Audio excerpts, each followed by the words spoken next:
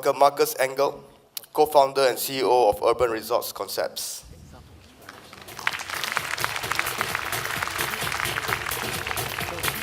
Good afternoon, and thank you for affording me the opportunity to address you today.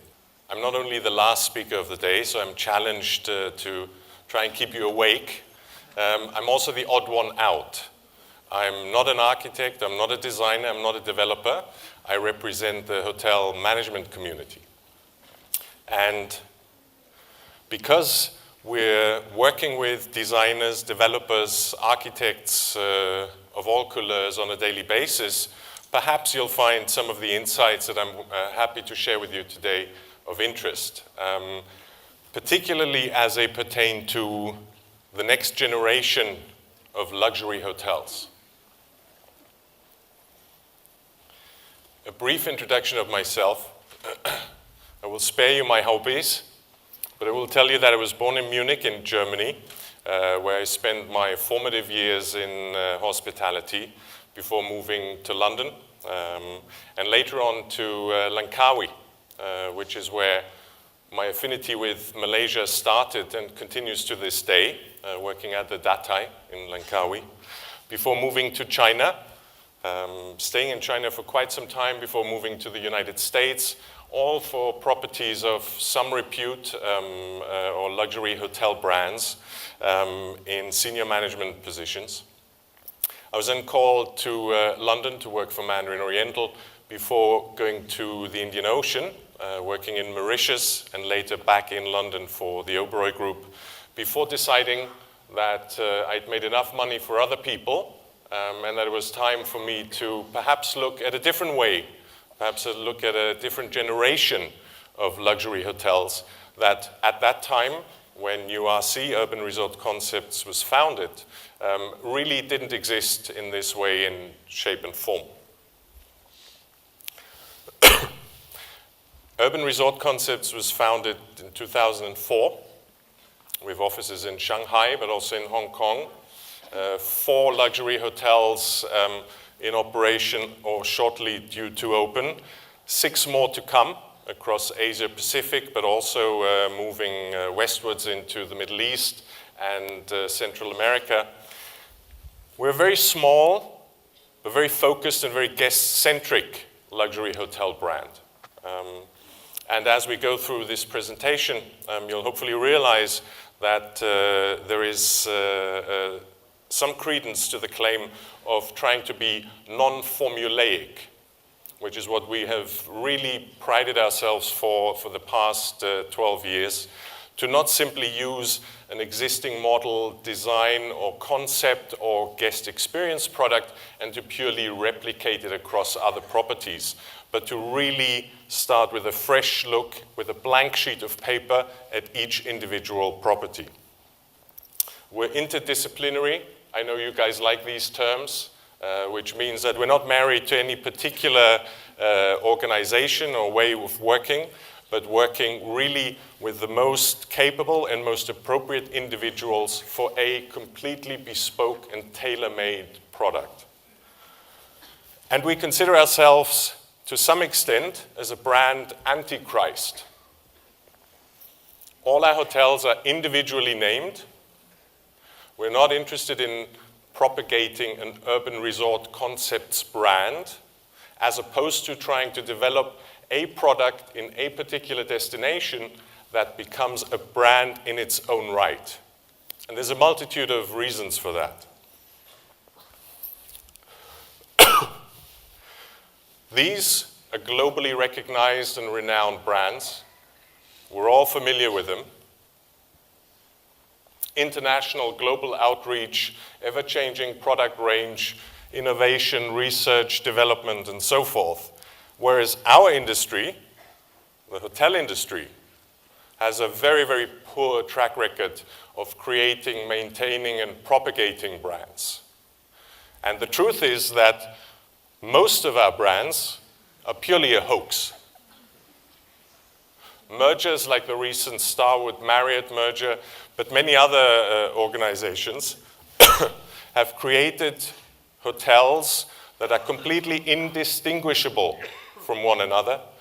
the product identical, sometimes right next door to each other, and really without any consumer differential or product differential whatsoever. And this is why we've taken a slightly different approach to say we're concentrating on the product first and foremost.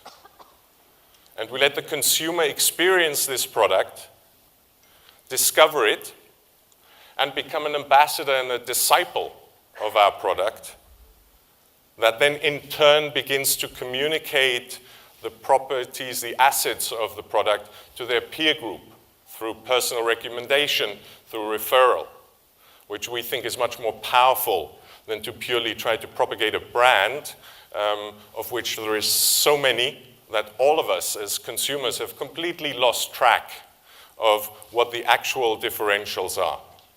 That happens primarily in the mid to upper segment hotel market, but it's also starting to happen on luxury hotel level. So we're starting to appreciate that product versus brand is significantly more important than to try and create or invent another brand that the world really doesn't need. And that knowledge of what the best product in a category is really has become the currency. A quick introduction of our hotels. We're probably best known and recognized for our first flagship hotel, the Puli Hotel and Spa in Shanghai, opened in 2009. By all accounts, is doing very, very well. Has a very big following, 50% repeat guest ratio. These are some of the images of the hotel.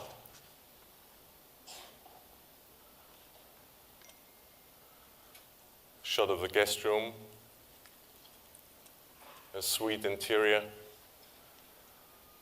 And you can see how we try to weave the DNA, the heritage, the history, all the properties of a destination into a hopefully seamless and cohesive product that gives the consumer much more intimate access to a destination and something that is much more true and authentic than many of the copied formulaic properties that look the same in Los Angeles, New York, London, Tokyo, and Paris.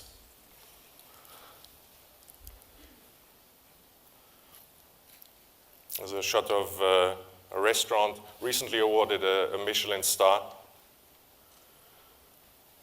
The next hotel to open is in Beijing, the Pushuan Hotel and Spa.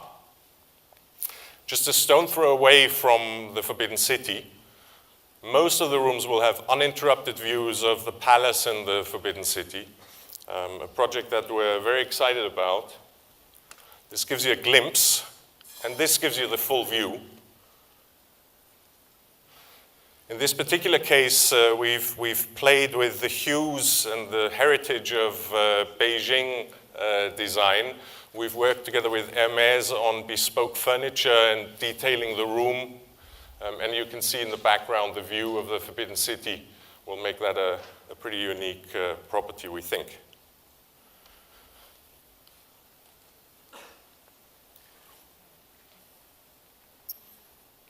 The best news you've had all day is that next year, when you attend this forum, you can stay at our new hotel just across the street.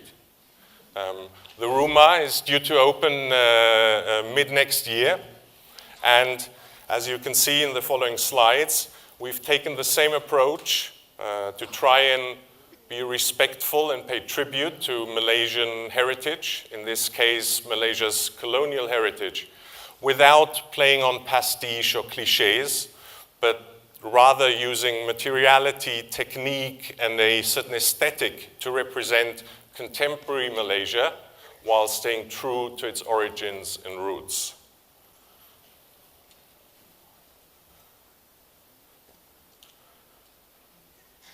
Internally, we also refer to this hotel as the hotel with the rooms with a view. Book early to avoid disappointment.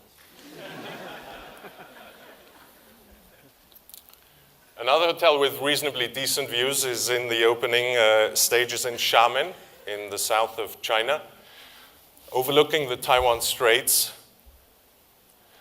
Again, we've taken a more resort aesthetic to represent the character of this actually very Mediterranean-feeling city on the east coast of southern China.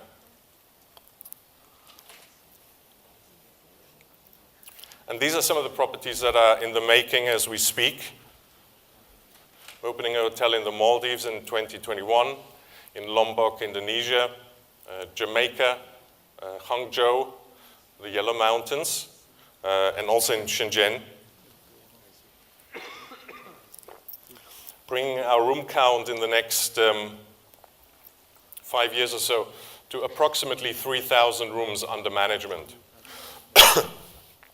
So you immediately recognize that we're not competing with one of the big players, and we're not interested to. What we're interested in is to identify the best possible destinations and locations, and to create a uniquely bespoke and tailor-made product that becomes best in class in their respective locales. Does the world really need another hotel? The answer is not really. There's plenty of them. However, as we know from history, finding a good hotel is an age-old problem.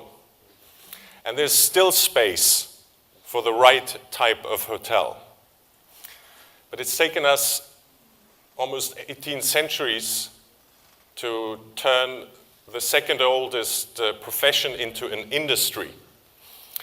This is allegedly the first real modern hotel built in 1796. I think it's in Exeter, the UK. After this gentleman came along and took things global. So we went through a whole century of globalization of hotel brands, propagating the Hilton and many other brands across the globe with a reasonably consistent and repetitive and recognizable product. Before this chap came along and reversed it all and took it all back local. And that's when the boutique hotel movement was born. When the Amanpuri opened in 1988, actually boutique hotel was not a dirty word. It now is, because it's been diluted across the past 3 decades, and everyone who thinks they can operate a hotel can now open a boutique hotel. We've also got this gentleman, Ian Schrager. He didn't go global or local, he went all over the place. But we have a lot to be thankful for, because they liberated us from this and gave us this. And we'll collectively agree that this is quite an improvement over the stereotypical hotel room that we had to endure for nearly half a century. However, this evolution, truthfully, has taken place mainly in terms of the quality of the physical product. The guest experience, the software, the way we experience and enjoy hotels has actually gone through a decline. Now, this is not based on any statistical data. This is my gut and my experience in the industry. But this is what it was. This is how we used to travel. This is a service we used to enjoy. True luxury. Whereas this is what most of you woke up to this morning.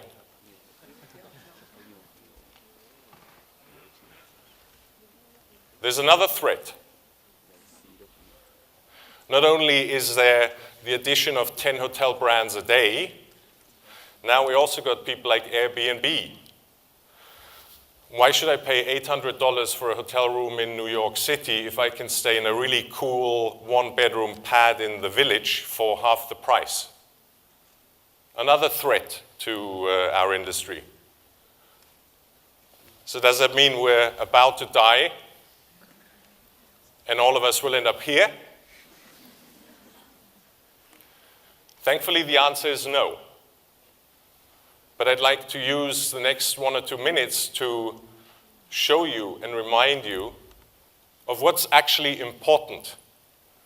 Not from a developer, not from an architect, not from a designer, not from a hotelier's point of view, but from a guest point of view. And Accenture has commissioned a survey. I think 50,000 frequent travelers took part in it. And the question was very simple.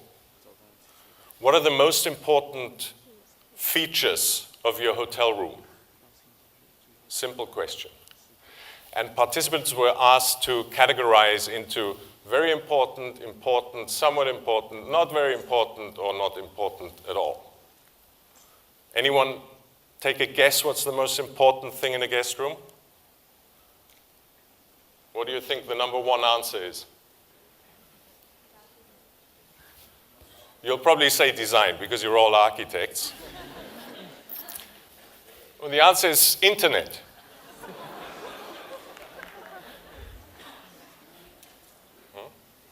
Followed closely by comfort of bed. I think this one we kind of all appreciate. Third one, surprising.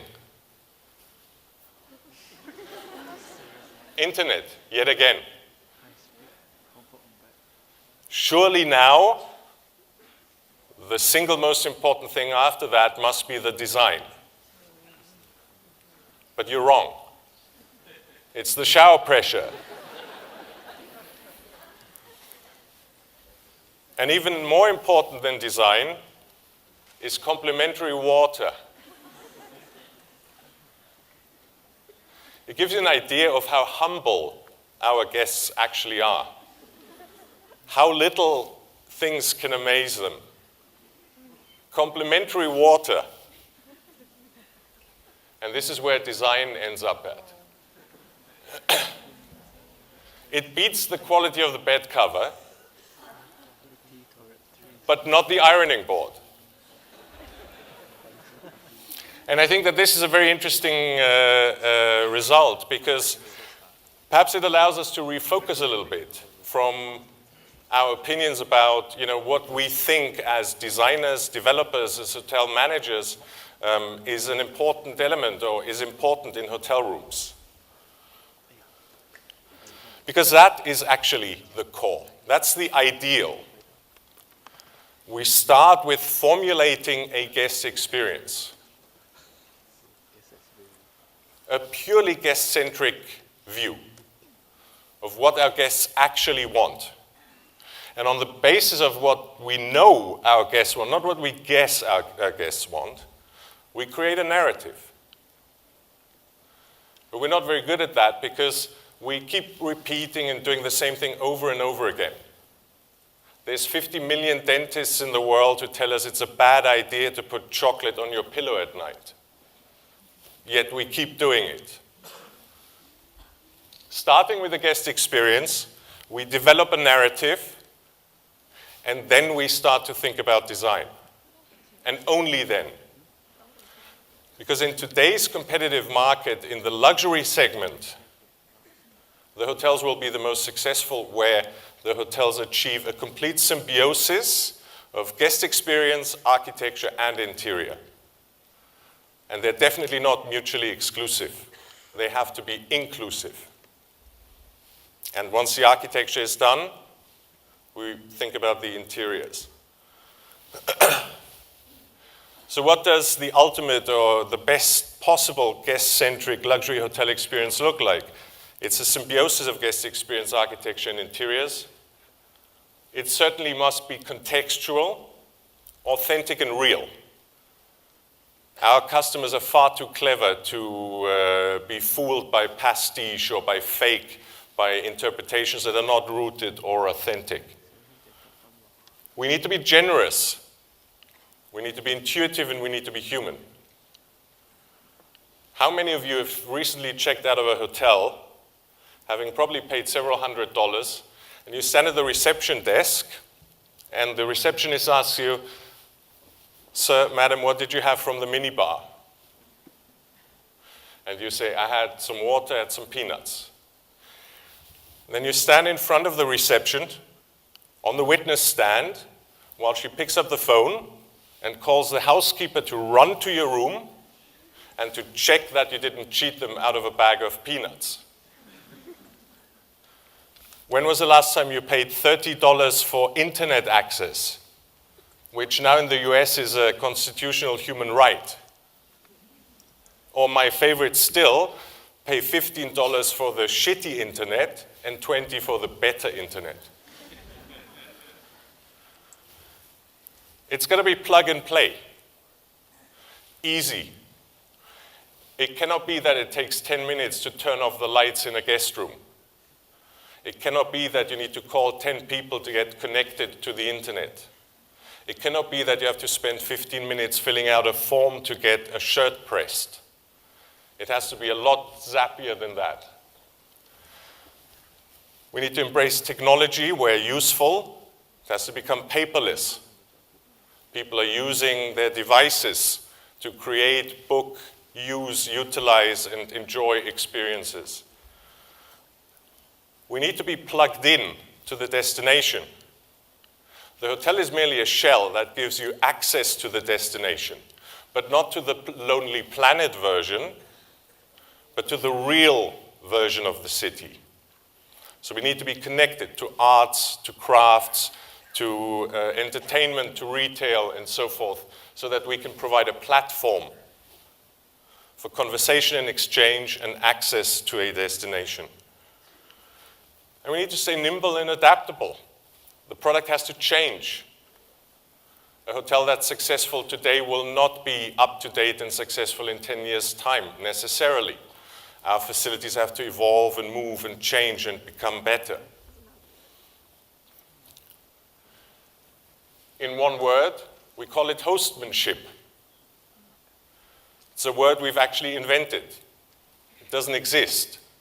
And it describes not an abstract painting, but a professional outlook and an attitude that we must all share. And when I say we, I mean the development community, the design community, and the hotel management company.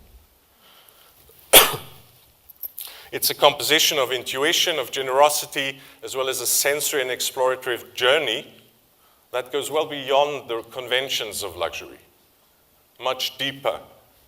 It's a world in which guests feel expected, a culture where people come first, and where we still apply skill and craft to deliver this guest experience.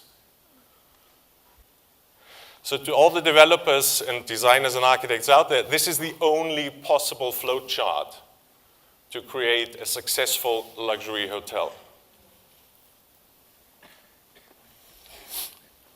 You determine the guest experience and the hotel brand, then you create the product and the narrative, and then you appoint the design team who then collaboratively, without any ego, take a guest-centric view on what is the best possible result for this particular hotel. Yet this is the reality. I'm talking about the ideal. This, unfortunately, for many hotel companies is the reality. We have to force a square peg into a round hole. And we're being approached by developers very often who say, our star architect's already done all the design work. And as it happens, my daughter has a real talent for decoration. What can you do with that? An original idea? A new luxury brand? No way. Many of us are forced to shoehorn a product into an existing structure or design or aesthetic, and it cannot be the best possible outcome. It's impossible. Why is it important? Why is it important that the design team, the developer, the hotel management company work as a complete symbiotic and organic team? Because our consumers, our customers have evolved, and because we're all designers now. The advent of Pinterest has turned everyone from a layman into a star designer. We can just look at any reference image we want, just download it, and then use this one.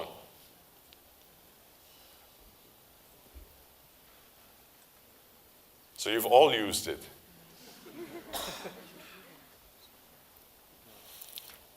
To close, the next generation of luxury hotels is something that is a departure from the conventional perception of what luxury brands constitute. Luxury is no longer an expression of affluence or your ability to purchase expensive goods. It's quite easy to own a Louis Vuitton bag these days. What's really changed is being able to find a place to have the knowledge where I can find like-minded individuals and enjoy a cohesive and experiential, well-thought-through, generous, and luxurious hotel experience.